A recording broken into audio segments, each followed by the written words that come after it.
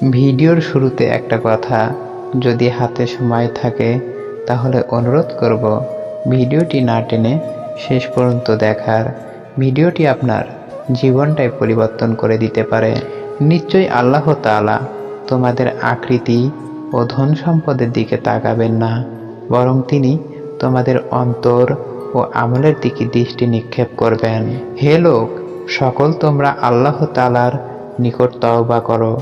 নিশ্চয় আমি দিনে আল্লাহর নিকট 100 বার তওবা করি।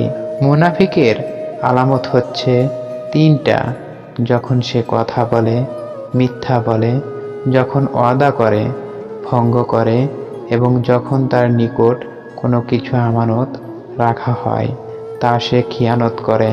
যে ব্যক্তি আল্লাহ ও পরকাল দিবসের উপর ঈমান রাখে সে যেন উত্তম কথা বলে নতুবা চুপ থাকে। মুমিনের অবস্থা ভারী অদ্ভুত, সকল কাজই তার জন্য কল্যাণকর। মুমিন ছাড়া অন্য কেউ এই কল্যাণ লাভ করতে পারে না। তারা সুখ শান্তি লাভ করলে শুকরিয়া আদায় করে, যা তার জন্য কল্যাণকর। আবার যদি তার সাথে খারাপ কিছু ঘটে সে ধৈর্য ধারণ করে, সেটাও তার জন্য কল্যাণকর হয়। লড়াইয়ে ধরাশায়ী করাই বাহাদুরি নয়, মূলত বাহাদুর সে যে রাগের অবস্থায় নিজেকে নিয়ন্ত্রণে রাখতে পারে। এক ব্যক্তি নবীকে বললেন, আমাকে উপদেশ দিন। তিনি তাকে বললেন, রাগ করো না। এভাবে তিনি কয়েকবার উপদেশ চাইলেন, আর নবী বললেন, রাগ করো না। তোমার সন্দেহের বিষয়টিকে নিশ্চিত বিষয়ের উপর ছেড়ে দাও, আর নিশ্চয়ই সত্য হলো প্রশান্তি এবং মিথ্যাই অশান্তি।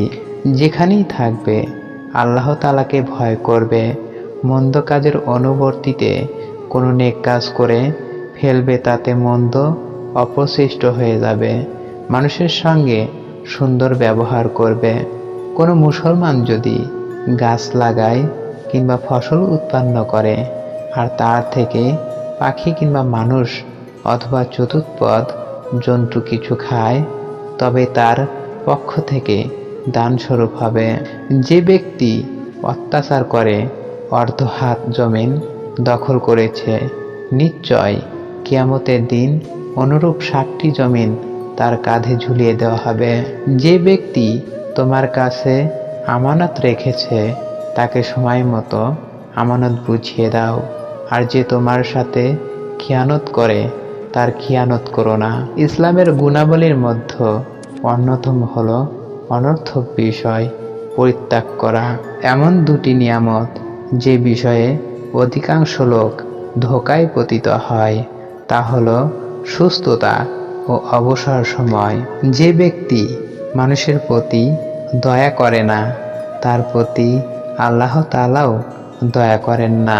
সৎ আমলের কোনো কিছুকেই তুচ্ছ মনে করো না, যদি তা তোমার ভাইয়ের সাথে হাসি মুখে সাক্ষাতের দ্বারাও হয়। মুমিনের দৃষ্টান্ত হচ্ছে পরস্পর মহাব্বত, দয়া, সহানুভূতিতে। তারা একটি দেহের মতো। তার মধ্যে যখন একটি অঙ্গ আক্রান্ত হতো তখন সমস্ত শরীর অনিদ্রা ও জ্বরে আক্রান্ত হয়। জাহান্নামকে ভয় করো, অর্থাৎ জাহান্নাম থেকে বেঁচে থাকার চেষ্টা করো, যদিও একটি খেজুর বিশেষ দান দ্বারা হয়। যখন তোমার মধ্যে 4টি বস্তু বিদ্যমান থাকে তখন দুনিয়ার যা কিছুই তোমার থেকে চলে যায় তাতে তোমার কোনো ক্ষতি নেই। আমানত রক্ষা করা, সত্য কথা বলা, উত্তম চরিত্র হওয়া এবং খানাপিনাতে সতর্কতা অবলম্বন করা। তোমরা পরস্পরের হিংসা পোষণ করো না, পরস্পর ধোঁকাবাজি করো না, পরস্পর বিদ্বেষ পোষণ করো না। একে অপরের ক্ষতি করার উদ্দেশ্যে পশ্চাতে শত্রুতা করো না, এবং একের বেচা কেনার ওপর অন্য বেচা কেনার চেষ্টা করবে না। তোমরা আল্লাহর বান্দা রূপে ভাই ভাই হয়ে থাকো। এক মুসলমান অপর মুসলমানের ভাই, সে তার উপর জুলুম করবে না, তাকে অপদস্থ করবে না এবং হেয় করবে না। নিশ্চয়ই যে ব্যক্তি অন্যায়ভাবে সম্পদ দখল করবে। কিয়ামতের দিন তার জন্য জাহান্নাম রয়েছে। তো বন্ধুরা, ভিডিওটি দেখে যদি একটু উপকৃত হয়ে থাকেন তাহলে ভিডিওটিতে একটি লাইক দিয়ে অবশ্যই চ্যানেলটিকে সাবস্ক্রাইব করে রাখবেন। নতুন নতুন ভিডিও পেতে বেল আইকনটি অন করে রাখবেন যেন ভিডিওটি পৌঁছে যায় সবার আগে আপনার কাছে।